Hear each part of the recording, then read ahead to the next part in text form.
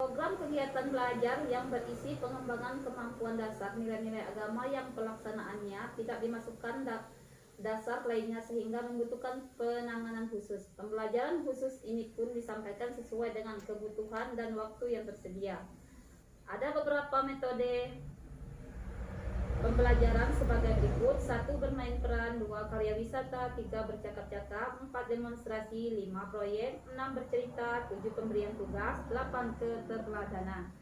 Untuk mengembangkan nilai-nilai agama pada diri anak diperlukan berbagai macam metode dan pendekatan. Untuk melakukan pendekatan yang dimaksud adalah cara teratur yang digunakan untuk kelakuan suatu kegiatan agar tercapai hasil yang baik. Adapun ciri-ciri pembelajaran sebagai berikut: anak belajar dengan baik, siklus belajar anak selalu berulang, anak belajar melalui interaksi sosial, minat anak dan keinginan anak, perkembangan dan belajar anak belajar dengan cara yang sederhana, stimulasi terpadu. 7. Rancangan kegiatan pengembangan moral dan nilai-nilai keagamaan. Ada program pembentukan perilaku merupakan kegiatan yang dilaksanakan terus-menerus dan ada dalam kegiatan sehari-hari. Anak di taman kanak-kanak di taman kanak-kanak. Pembentukan perilaku melalui pembiasaan yang dimaksud meliputi pembentukan moral, agama, Pancasila, emosi, kemampuan bermasyarakat. Tujuan dan program pembentukan perilaku adalah mempersiapkan anak sedini mungkin dalam mengembangkan sikap dari perilaku yang didasari oleh nilai-nilai moral, agama, dan Pancasila. Mengenal dan percaya akan ciptaan Tuhan serta mencintai sesama. Berikut adalah kegiatan pengembangan moral. 1. Lakukan kajian terhadap tema dan subtema yang sedang berjalan. Tentukan kompetensi dasar, tentukan indikator, pilih metode yang cocok dan hasil belajar yang diharapkan. Susunlah strategi kegiatan pembelajaran, siapkan media pendukung, lengkapi setiap rancangan. Dalam pengembangan nilai-nilai agama, desain perencanaan jadi sesuatu yang sangat esensial. Perencanaan dapat diartikan sebagai suatu aktivitas pemikiran, perkiraan, penyusunan sesuai rencana kegiatan yang mengembangkan hal-hal yang harus dikerjakan dan cara mengerjakannya. Perencanaan dapat dimasukkan melalui pembukaan SKH dan RKM dengan pendekatan terpadu, lalu mengikuti sajian materi yang akan disampaikan dengan menetapkan pola kurikulum studi. 8. Aplikasi pengembangan moral anak usia dini. Sejak awal kelahiran manusia telah dilengkapi dengan naluri untuk berkehendak, berkeinginan, berkemampuan, dan berperadaban yang berbeda dari makhluk lainnya. Manusia sejak lahir telah dilengkapi dengan akal pikiran. Dengan itu, manusia dapat berbudaya dalam memenuhi dan menyempurnakan kehidupan. Pembiasaan adalah faktor utama bagi pengenalan moral kehidupan pada anak usia dini yang meningkatkan psikologi mereka. Belum mampu menangkap berbagai hal yang bersifat konseptual atau teoretis. Ketika perlu mengetahui kekuatan minat dan kebutuhan setiap individu anak dalam menciptakan pendekatan pendidikan yang memungkinkan adaptasi tindakan berpendidikan yang efektif dan bersifat responsif pada keragaman anak. Berbagai kegiatan belajar mengajar adalah pengetahuan tentang teknik membentuk tingkah laku anak yang sesuai nilai moral. Ketika kita perlu mengetahui kekuatan minat dan kebutuhan setiap individu anak dalam menciptakan pendekatan pendidikan yang memungkinkan adaptasi tindakan pendidikan yang efektif dan bersifat responsif pada keragaman anak. Pengetahuan tentang konten sosial kultural minimal di mana anak hidup akan mampu berikan pertimbangan bagi guru dalam menjadikan pengalaman belajar yang bermakna bagi anak. Relevan dengan latar belakang anak dan menghargai keterlibatan anak dan unsur keluarga. Pendidikan anak usia dini adalah gerbang utama yang turut memberi kontribusi sumbangan pada pembentukan fondasi karakter manusia. Keterlibatan orang tua dan pendidik berperan sebagai manusia utama yang dikenal anak usia dini sangat memengaruhi anak-anak memperoleh nilai dan arti cinta dalam pembicaraan ini. Hal tersebut didasari bahwa peran guru dan orang tua unsur terkait bagi anak usia dini. Seiring berjalannya waktu, anak usia dini akan mengenal berbagai hal di lingkungan yang mulia kehidupan. Kelihatan terasa teralami sampai pada hal yang tidak sengaja.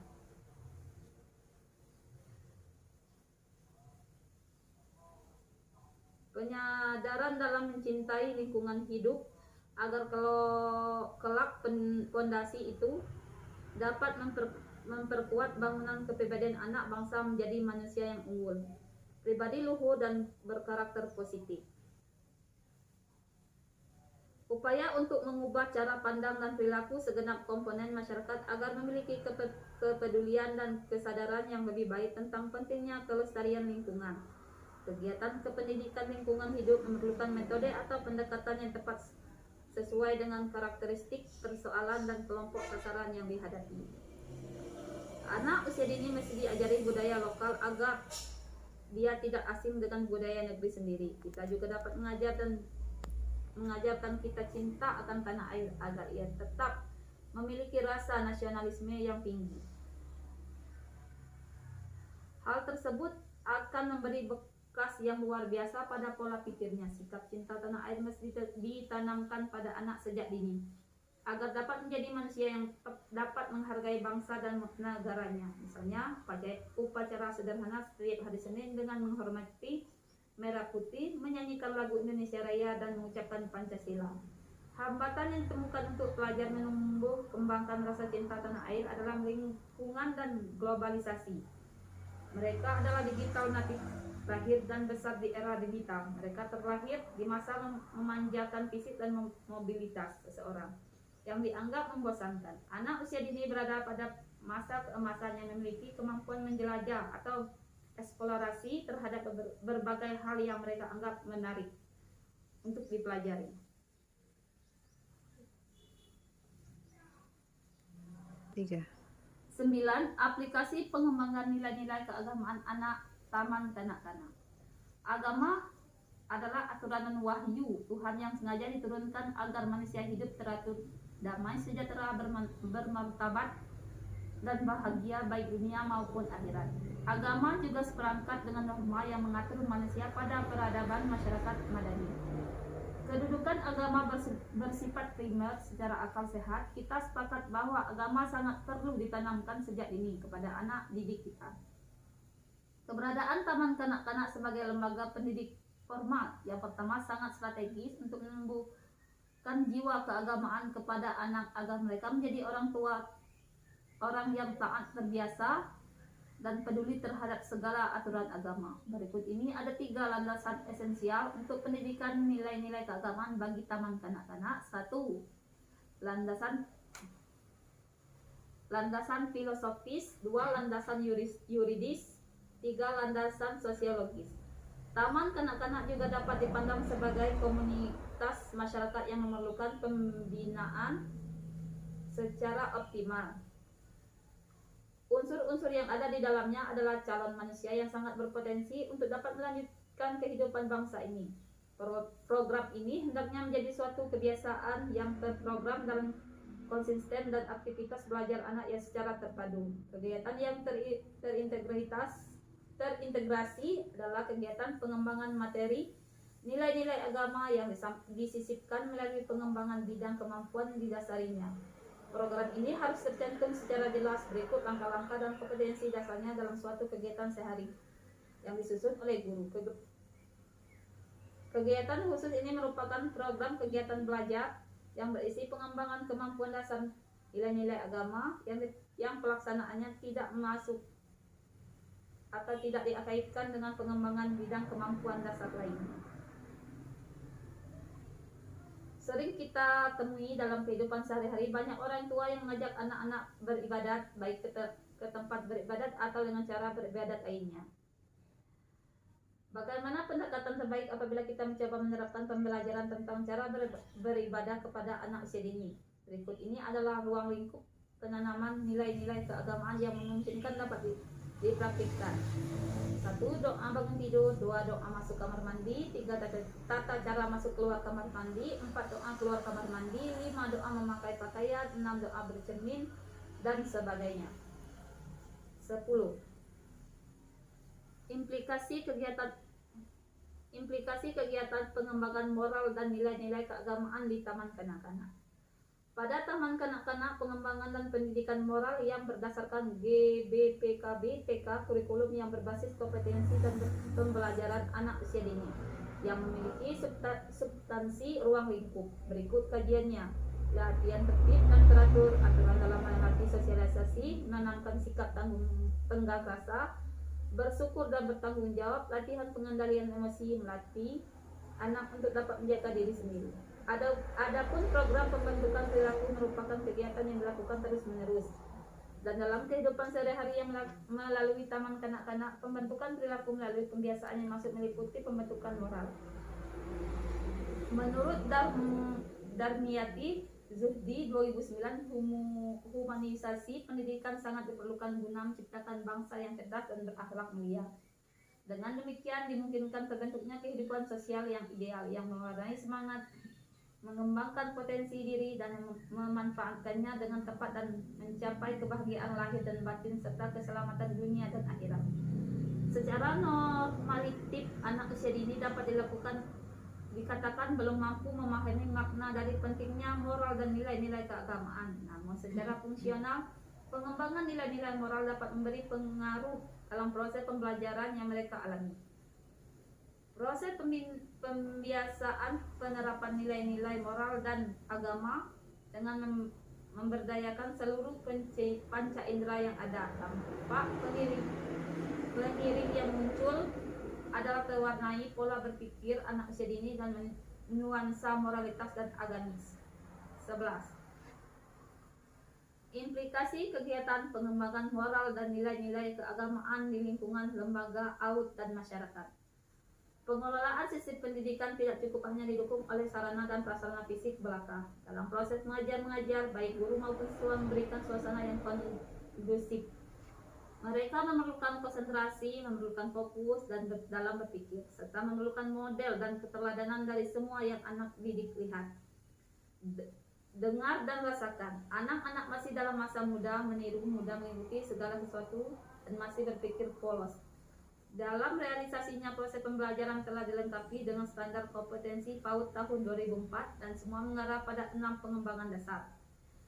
1. Moral dan nilai-nilai agama. 2. Sosial emosional dan kemandirian. 3. Kemampuan berbahasa. 4. Kognitif. 5. Fisik motorik. 6. Seni.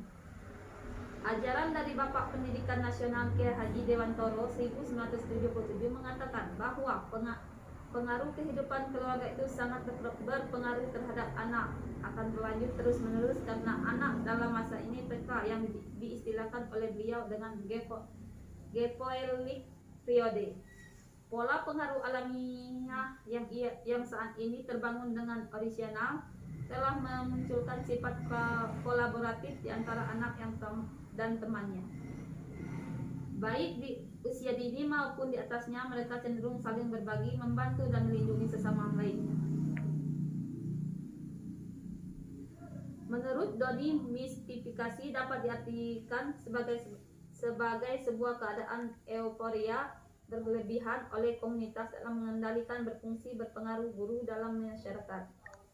Mistifikasi mengatakan status guru menjadi bagian sakral. Secara kognitif, mungkin anak didik akan paham berbagai hal yang dipelajarinya. Akan tetapi, secara efektif, hal itu memerlukan pemahaman, kejelasan, kesadaran, dan penerapan. Pembentukan karakter anak bangsa hanya sebatas penguasaan konseptual belaka. Banyak sekali pengaruh negatif yang ditimbulkan daripada positifnya. Oleh sebab itu, kemajuan teknologi saat ini sulit dibendung. Sangat memungkinkan mereka untuk beradaptasi dengan apapun yang mereka temukan, rasakan, dan lihat. Fenomena perkembangan yang menyalahi tugas-tugas pengembangan ini akan memberi dampak pada pembentukan kepribadian anak kelak. 12.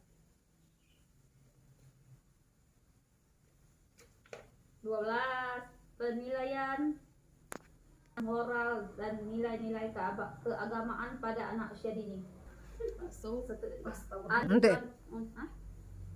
Adapun penilaian bertujuan untuk mengetahui ketercapaian kemampuan yang telah ditetapkan dalam garis besar program kegiatan belajar anak usia dini.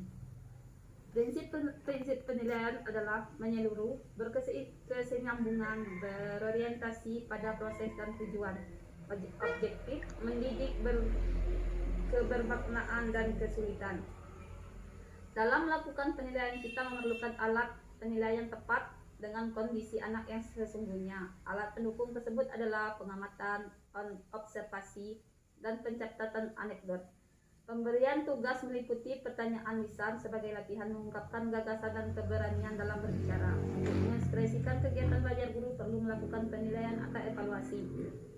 Penilaian perlu dilaksanakan agar guru anak usia dini mendapat umpan balik tentang kualitas keberhasilan dalam kegiatan anak yang diarahkan untuk pengembangan perilaku dan moralitas secara menyeluruh. Penilaian dilakukan guru merupakan bagian yang tidak terpisahkan dari kegiatan belajar, baik menggunakan metode bercakap-cakap, bercerita maupun bermain peran. Hasil penilaian berkualitas keberhasilan dalam kegiatan